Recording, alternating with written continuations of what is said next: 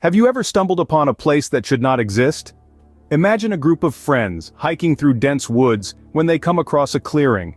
There, hidden by years of overgrowth and the secrets of time, lies a forgotten village.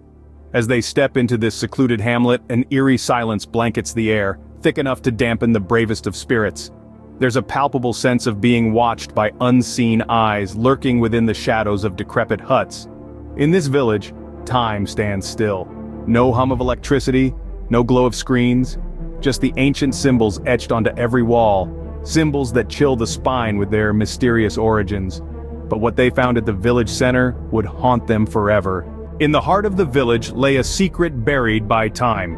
At the village center stood an ancient stone well, its surface entwined with creeping vines and adorned with carvings so old they were nearly erased by the years. Moss clung to the stones, and the air around it held a hush, as if the earth itself was holding its breath. Among the group, one friend, driven by a mix of fear and fascination, stepped forward. Leaning over the crumbling edge, he peered into the abyss below. The well, a silent guardian of the village's darkest whispers, seemed to stare back into his soul. As he gazed deeper, a sudden chilling wind swept through the square, rustling the leaves and sending shivers down their spines.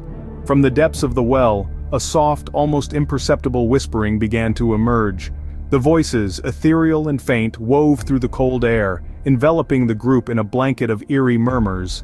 What whispers in the dark when we dare to listen? But the well was not the only keeper of secrets in this forgotten place. As the shadows lengthened and the sun dipped below the horizon, the group hastily decided to leave. A chill that wasn't there before crept into the air, and each whisper of the wind seemed to murmur a warning. They couldn't shake off a growing sense of dread that clung to them like the cobwebs from the ancient trees. As they made their way out of the village, each step seemed heavier than the last. It was as if the very ground beneath them didn't want them to leave.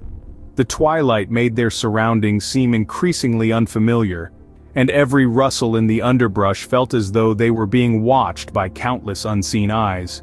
The air grew inexplicably cold, sending shivers down their spines, a cold that seemed to seep into their very bones.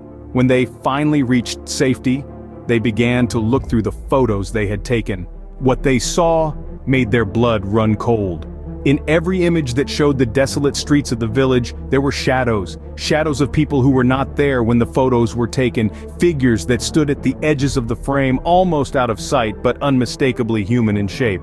Would you dare return to a place forgotten by time but remembered by something unseen?